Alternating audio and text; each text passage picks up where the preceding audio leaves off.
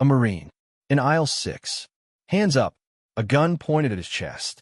No threat, no weapon, just almond milk and a handwritten note. Yet 6 officers moved in, like he was carrying a bomb, not a shopping list. But the man they arrested?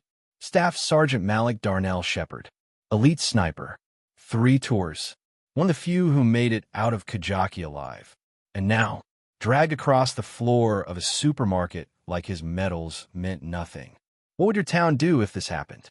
Comment the state you're watching from. Welcome to Mr. 7 Stories. Like, subscribe, and stay with us, because today's story will remind you.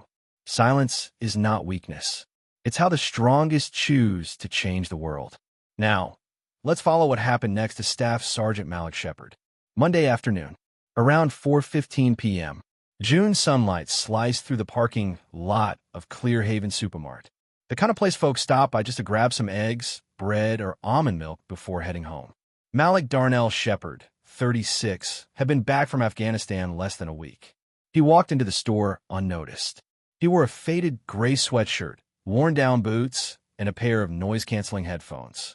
Not playing music, just blocking out the noise of the world. In his hand, a small scrap of paper. Eggs, almond milk, and cookies for the neighbor's little girl.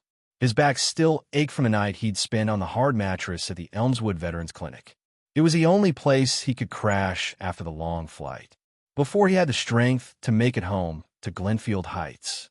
He turned down aisle 6, dry goods, glanced over the oatmeal shelf, wondering whether to go with organic or regular. Then something shifted, a strange feeling. Shadows appeared at both ends of the aisle. 6 police officers moved in at once, like a scene from a movie he hadn't been given the script for. Hands up, where we can see them. One officer barked, voice tight, like a wire about to snap. A Glock leveled straight at Malik's chest. He turned, half in disbelief, half in reflex. His brain reacted before his body could feel fear. Like lying in a sniper nest in Kajaki, forced to stay still while gunfire cracked inches from his ear. Calmly, he placed his phone on the shelf. Raised both hands.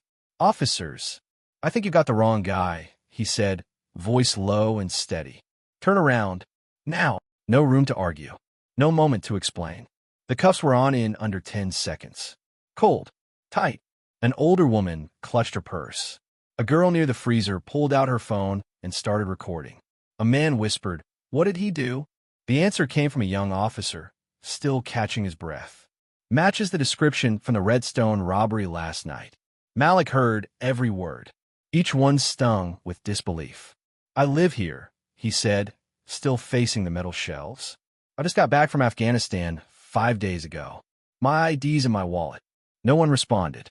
One officer patted him down, pulled the wallet, glanced at the military ID, and tossed it into a plastic evidence bag like trash. The walk to the patrol car was only about 40 steps. But to Malik, it felt longer than any march through enemy terrain. He tried not to look, but he saw confused stares, suspicious ones, and some angry, but silent. As they pushed his head down into the cruiser, he caught his own reflection in the side mirror. A clenched jaw, dry, steady eyes. The fatigue of war was gone. In its place, humiliation. Cold, not from the air conditioning, but from being stripped of dignity in public. In the same country he'd nearly died defending. And this was only the beginning. The patrol car door slammed shut behind him, and the only sound Malik Darnell Shepard could still hear was his own heartbeat, thudding like a war drum in a moonless base at night. The car pulled away. No sirens, no chatter, just the creak of hard plastic seats, and the metal cuff scraping against his wrist. The young officer sitting beside him glanced at the name stitched across Malik's chest, Shepard, muttered, "Shepard," then said nothing else. At the Redstone County Precinct, Malik was marched down a long hallway. Gray stained walls, fluorescent lights flickering like memories on loop. They fingerprinted him, photographed him, searched him.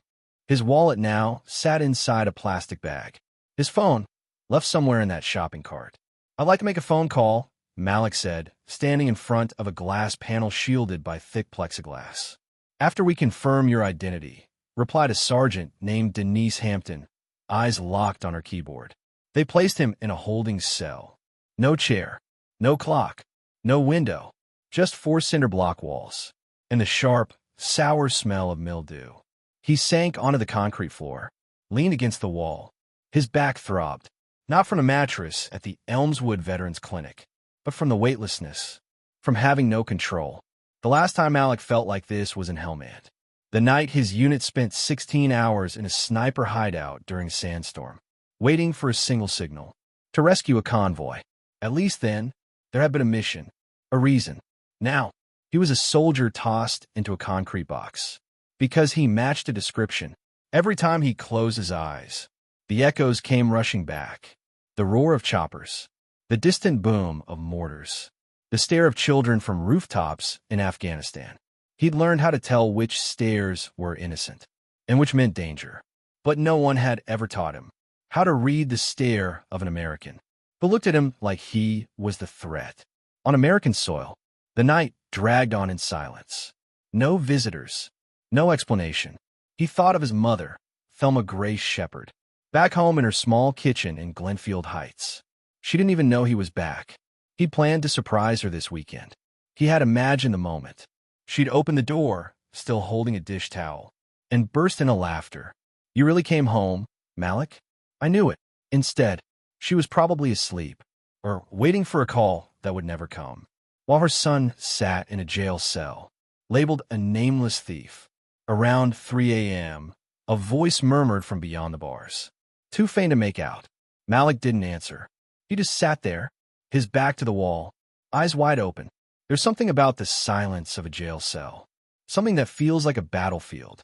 Not loud, not dramatic, but slow, draining. It chips away at your dignity. Only if you let it. He didn't cry. He didn't tremble. But with each passing minute, the marks on his wrists darkened, as if his body had decided to remember the pain, because no one else would. He had once survived war with a calm that defined honor.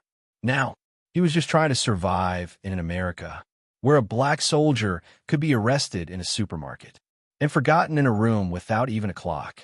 A flickering fluorescent bulb above the mesh-grated window dragged Malik Darnell Shepard out of his dazed state. He couldn't remember if he'd slept, just that his body was numb from the cold, and the sour dampness clinging to his lungs. Like part of the cell itself, a dry voice echoed from the hallway. "Shepard, let's go." Malik stood, his knees cracked, a familiar sound, like the crunch of bone against burning Hellman's sand. After 16 hours in prone position. Only now, it was cold concrete in Redstone County. They brought him to a small interrogation room. A metal table bolted to the floor. 2 plastic chairs. A red light blinking steadily in the corner. The camera was live. The door opened. A man walked in. He didn't look threatening. Didn't carry himself with authority. Mid-60s, salt and pepper stubble. A gait that suggested he'd once walked foot patrols. Back when kids still played outside until the streetlights came on. He sat down, opened a file folder, and said nothing for a few seconds. Just looked at Malik. Not judging, more like searching for something familiar. "You're a Marine, aren't you?" he asked. "Still active," Malik replied. "Just finished my 3rd tour. Unit, 3rd Battalion, 5th Marines. Camp Dwyer. Before that, Sanjin. Then Kajaki." The man gave a small nod, like the list confirmed something deeper than paperwork. "I'm Detective Tobias Reed," he said.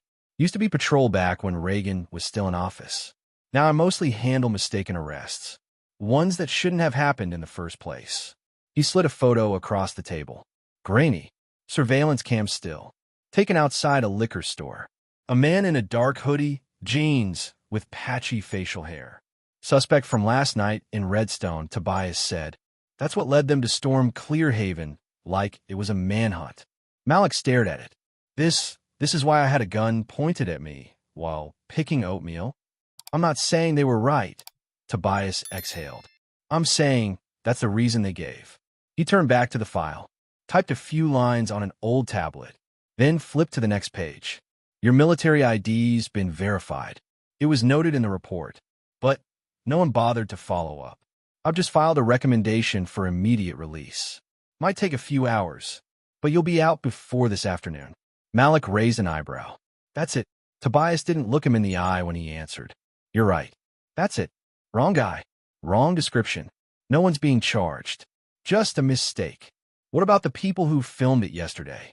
Malik asked. The kids in the store, what do they think? When they see a man dragged off like an animal? They'll remember, Tobias said quietly. And I hope they don't forget. Just like I couldn't forget when I saw your name in the arrest file this morning. Malik leaned back in his chair and exhaled. He didn't even know what he was expecting. An apology? Disciplinary action? At the very least, a flicker of shame. What he got instead was exhaustion. Tobias closed the file and stood. I've seen worse cases. But when it happens to someone who wore the uniform, that's when it cuts the deepest.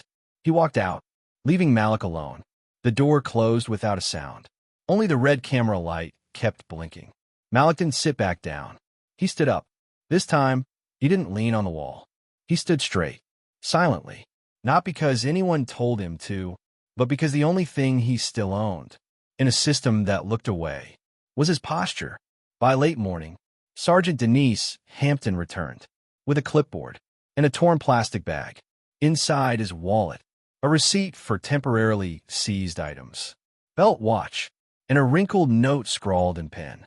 Phone left at supermarket, not retrieved. You're being released, she said plainly. No charges. Files marked detained for investigation. No case opened. Malik frowned. So, I was arrested, but there's no official record I was ever arrested? Correct, Denise replied, without hesitation. You can leave through the side exit. Bus is down the block. Or arrange your own ride. No apology. No explanation. No one asked if he had cash for an Uber, or if anyone was waiting for him. As he neared the door, Malik paused. He turned back, looking through the window into the holding area, then down at his wrists. 2 red marks still fresh. The sunlight outside hit his eyes hard. He blinked a few times before adjusting. Outside the station, a young man stood next to an old silver bike. Thin, early 20s, wearing a worn-out hoodie. In his hand, a phone Malik instantly recognized. Are you Mr. Shepard? The young man asked, stepping forward. I'm Jalen. Jalen Reddick. I saw the video of you on TikTok. Some girl in the store filmed it. He held up the phone. I found this in a shopping cart. Thought it might be yours. I took it to the front desk, but they wouldn't keep it. So, I waited out here. Malik took the phone. Not a scratch on it. How long have you been waiting? Almost 2 hours, Jalen said with a sheepish smile. I just thought if it were me, I want my phone back. Malik nodded. Thank you. He looked more closely at the young man. A kind face, eyes slightly downcast, like he carried a quiet shame he couldn't name. You're really military? Jalen asked. What happened to you? It wasn't right. Malik was about to say something, but the phone in his hand buzzed. Dozens of notifications. He unlocked the screen. TikTok opened instantly, and the first video loaded. A low-angle shot from the end of an aisle at Clearhaven Supermart. The exact moment he was surrounded. The user at Lyraman's. The caption was sharp and simple. This man was arrested for matching a description, even after showing military ID. This is America in 2025. The clip was 37 seconds long, not even a full minute, but it already racked up 58,000 views and over 9,000 comments. Man, the way he stayed calm, unreal. Wait, they didn't even check his ID? A U.S. Marine? What the hell is going on? Malik said nothing, but his lips tightened, like he was holding back a response he wasn't ready to give. And then, a new comment stopped him cold. Someone anonymous had posted. I know one of the officers in that video. He was accused of assaulting a young black man last year. It got buried.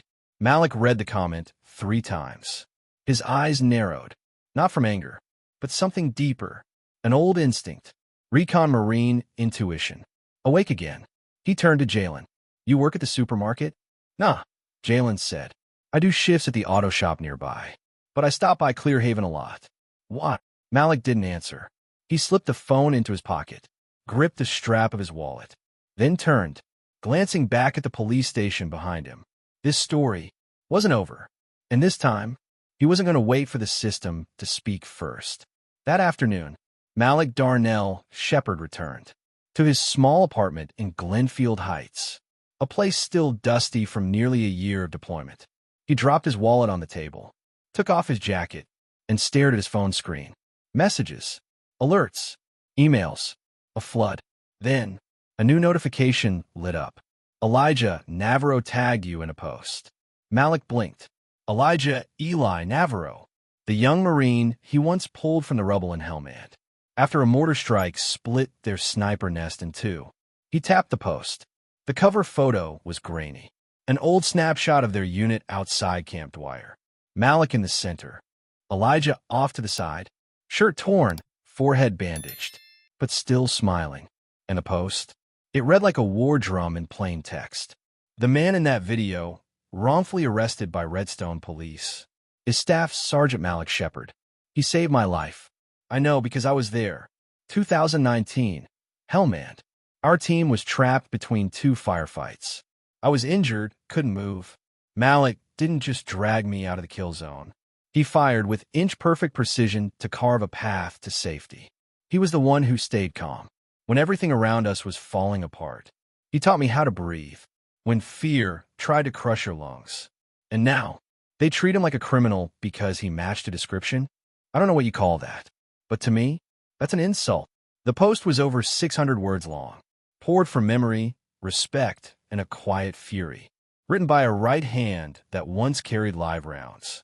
Less than 3 hours later, it was shared by Colonel Camille Reddick, former commander of the Advanced Sniper Program at Quantico, who had personally seen Malik in training. Then came Lyra Minda, the young woman who filmed the original video. She posted a news story. I didn't know who he was when I filmed it. Now I do, and I won't stay silent. The hashtag Justice for Malik began to spread. Veterans across the country, from Florida to Oregon, shared photos of Malik, standing at attention in uniform, cradling children at evacuation camps, bandaging wounded brothers in arms. One user on a military forum wrote, "If Malik Shepard doesn't deserve respect, then none of us do." Meanwhile, at Arlington, in a quiet East Wing office, General Silas Granger was finishing a late lunch when his aide placed an iPad on the table. "Sir, you need to see this." Granger watched the TikTok, then Elijah's post, then the military service file. He didn't speak for 30 seconds. Just tapped his fingers softly on the oak desk. "Get the file ready. Cancel all Friday appointments. And find out the name of the judge on this case." Friday morning, a thin mist settled over the gray-tiled roof of Redstone County Courthouse, like the whole sky was hesitating. Malik Darnell Shepard sat in the respondent's row, back straight, hands neatly folded, eyes calm, sharp as ever. He wasn't on trial for a crime. He was the focus of a special hearing, triggered by an emergency petition from a North Carolina Veterans Alliance, alongside a formal oversight review request submitted by Colonel Camille Reddick. Legally, it was classified as a hearing on wrongful administrative conduct, leading to harm of a distinguished citizen, not to charge Malik, but to determine whether the system had failed so gravely that it warranted intervention from both state and military oversight. Public defense attorney Sheridan Pike leaned over and whispered, "This isn't a criminal proceeding, but if we make our case strong enough, the entire arrest record could be voided. You'll be officially exonerated." Malik nodded. "I didn't come here to be pardoned. I came in what people keep ignoring." A moment later, the back door of the courtroom opened. An older woman stepped in. Gray coat, black veil. Thelma Grace Shepard, Malik's mother. She didn't smile. She didn't cry. She simply nodded when she saw her son. The same nod she once gave him the day he graduated sniper school. "I see you, baby." Judge Rourke opened the hearing. "Today," he said, "we are not evaluating a crime. We are evaluating how a system treated a citizen and a soldier, when his most basic rights were stripped away." All 6 officers involved in Malik's arrest, including Officer Cole Rickman, were absent. According to the police department, they were suspended pending internal review. Defense attorney Sheridan Pike stood immediately. "Their absence is a direct insult to justice.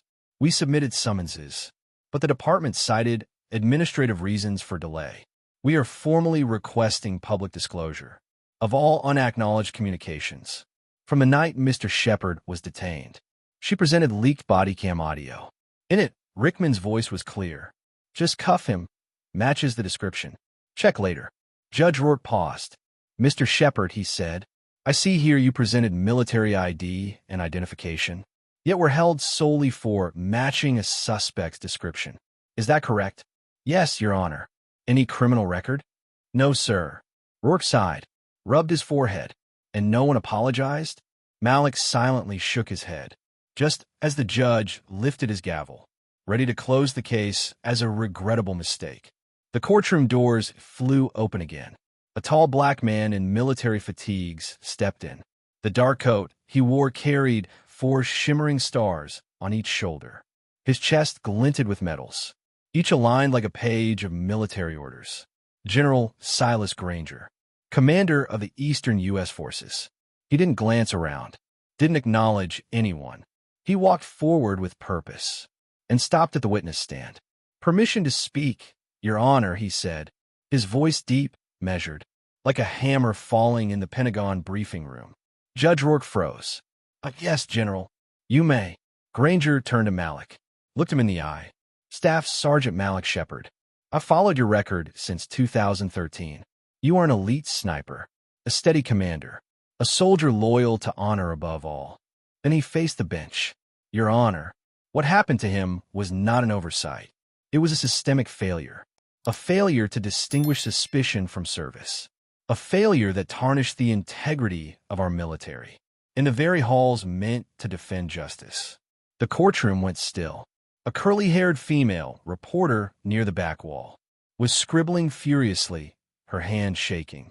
Mira Thatch, an independent journalist, recently granted access to document the final hearing.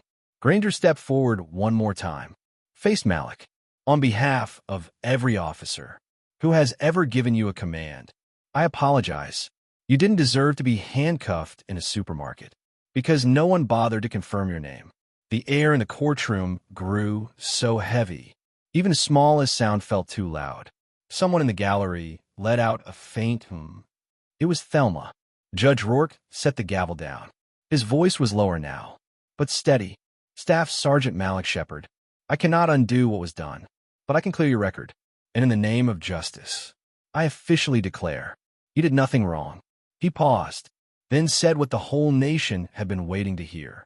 "And on behalf of this system, I apologize."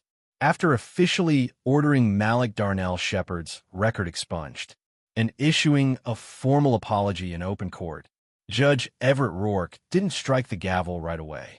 He looked up, met General Granger's eyes, then scanned the room. But he continued slowly, "If this is just a paper cleanse, then justice has still not been served." He held up a new folder, fresh from the court clerk, a declassified internal report, released under public pressure over the last 72 hours. The 6 officers involved in this arrest, including Officer Cole Rickman, who drew his weapon and ordered the handcuffing, are currently suspended without pay. Murmurs rippled through the courtroom. Thelma clasped her hands tighter. Based on the leaked body cam footage, conflicting statements, and unprofessional conduct during the detainment, I will be referring this case to the state prosecutor's office for potential criminal charges, including abuse of power, unlawful arrest, and systemic discriminatory conduct. Sheridan Pike looked up. Malik remained still, not out of shock, but because, for the first time, someone inside the machine had acknowledged this was worthy of accountability. Judge Rourke continued, "I will also file a formal recommendation to the Redstone City Council, calling for an independent investigation into the entire training and oversight structure of the Redstone County Police Department." He tapped his finger on the bench. "We do not repair dignity with apologies. We rebuild it with structure. And if no one is held responsible, this system will repeat itself with a different name, a different face." Near the wall, Mira Thatch lowered her camera. Her eyes shimmered with tears, but her hands were steady. She knew what she had captured might become part of history. General Silas Granger gave a single nod. He didn't speak again. He didn't need to. That ruling wasn't spoken to comfort Malik. It was a warning, To those who believed they could warp justice in the dark, and no one would notice, when Judge Rourke finally struck the gavel, the sound didn't echo like an ending. It sounded like the beginning of something new.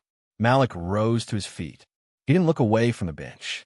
He didn't glance at the crowd. But behind him, Thelma Grace Shepard began to walk forward. Not quickly, but with each step steady, as if trying to keep her heartbeat from shattering into tears. She didn't say, "My son." She didn't ask, "Are you okay?" She simply stood in front of Malik, raised her right hand, and gently straightened the collar of his khaki shirt, right at the crease that had shifted during hours of sitting through court. "Now you're standing the way you should," she whispered, as if speaking to her own heart. Malik didn't reply, but his eyes that had stayed dry through every hearing, every testimony, finally began to fill. Thelma reached out, took his hand. She didn't pull him close, didn't embrace him, just held it. The hand of a son she raised through war, now holding it as if cradling a piece of herself. Returned. "I know they didn't apologize right," she murmured, "but you don't need their words. You have the truth. You have your character. And now everyone sees it." Malik walked out of the courthouse beside his mother, bathed in the pale light of a late Eastwood County afternoon. Thelma didn't let go of his hand until they had descended the last of the weathered stone steps leading to the plaza below. No cameras followed. No one asked more questions. But inside that mother and son, something had quietly closed, and something else, larger, had quietly begun. Malik didn't go straight home that evening. He drove alone, slowly, street by street, like he was retracing an old map, not of the city, but of trust. A trust that said, some truths need to be spoken. And this time, not in a courtroom. A few days later, he received an invitation from Mr. Kendrick, a history teacher at Redstone High. He asked Malik to come speak to his class, students who had started questioning their view of service. After the viral arrest video, Malik went. No prepared notes, no rehearsed speech, just himself. 2 days after that visit, a video surfaced on YouTube and TikTok, over 7 minutes long. No music, no fancy edits, just a shaky phone camera from the third row, capturing Malik Darnell Shepard, standing before 30 students, saying, "When people see an angry black man, they feel fear.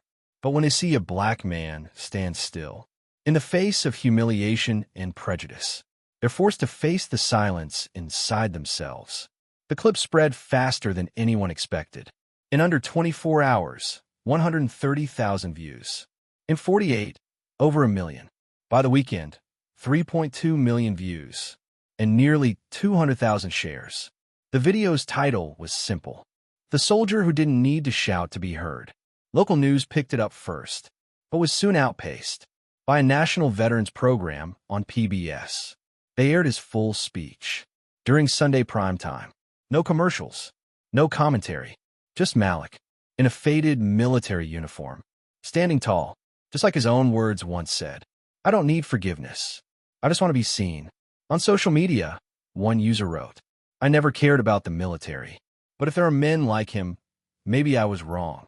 And from a 73-year-old veteran in Ohio, "I've never cried at a TikTok until this morning." Pressure mounted against the Redstone County Police Department.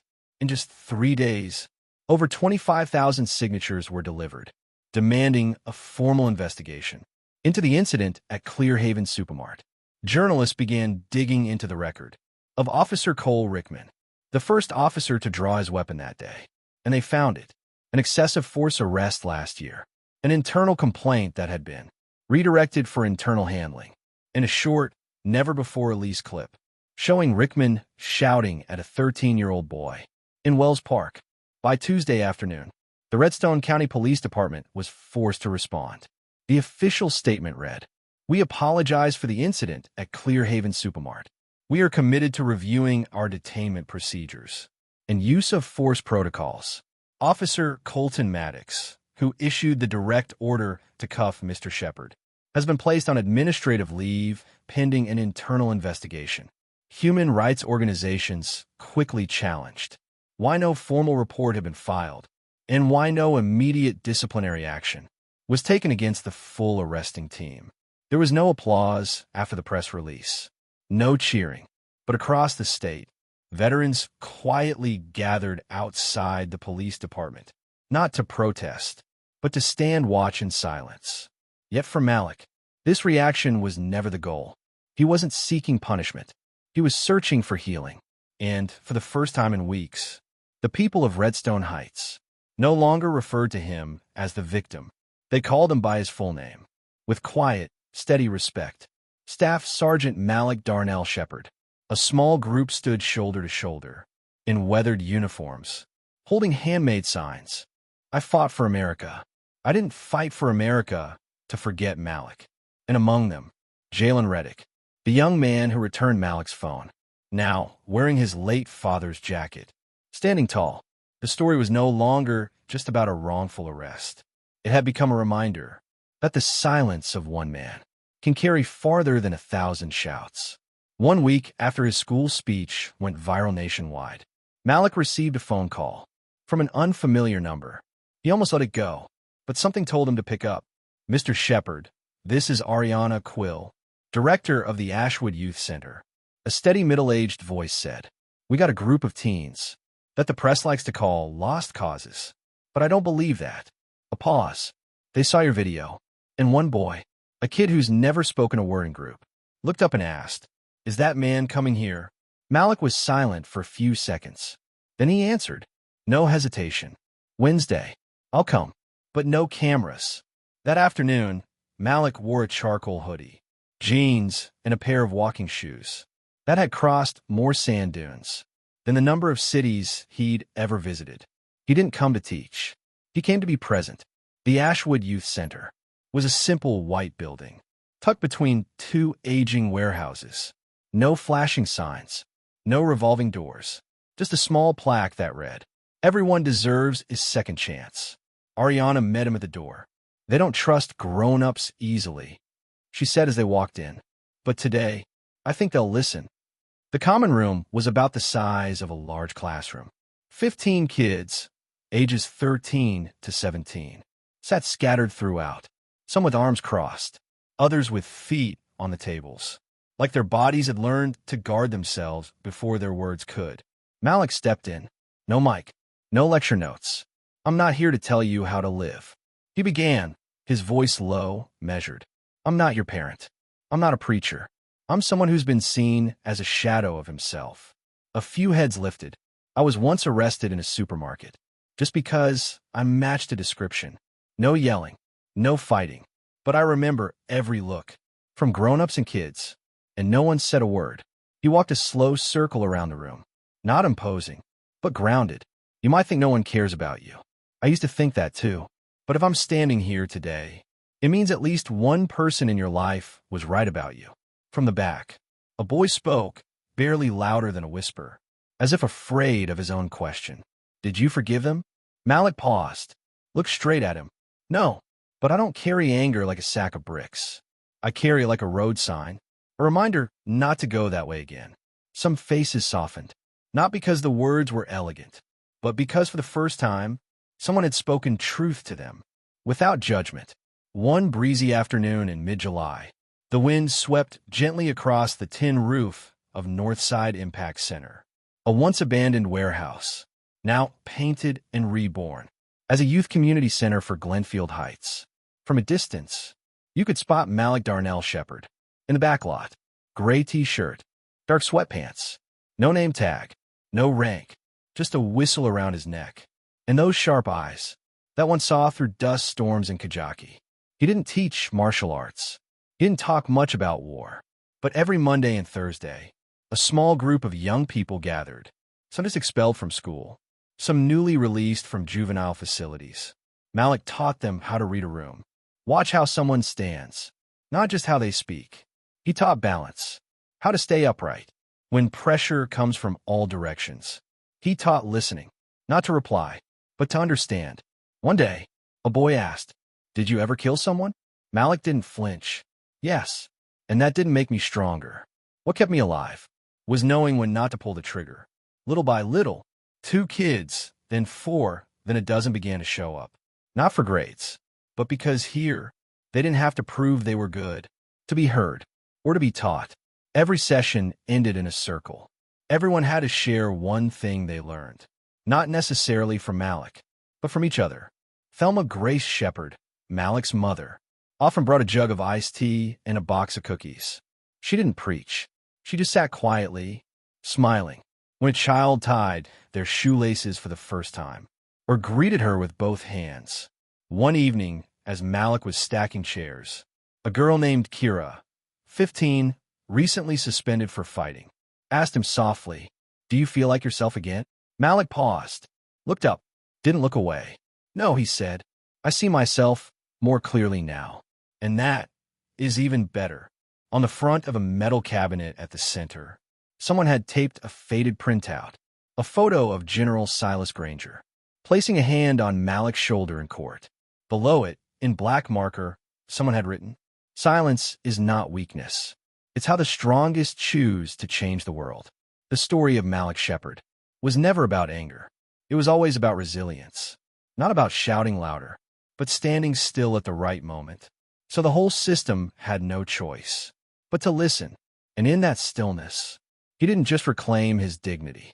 He became a living blueprint for a generation that now knows justice doesn't have to be screamed, but must never be ignored. If you've ever stayed silent because you believed no one was listening, if you've ever felt invisible inside a system built to overlook you, then the story of Malik is a reminder. Silence, when paired with character, can be the loudest sound of all. Share this video if you believe respect, fairness, and dignity aren't privileges, they're basic rights. And if this story moved you even a little, drop a comment below. I stand with him, because somewhere out there, someone may need to see it, just to know they're not standing alone.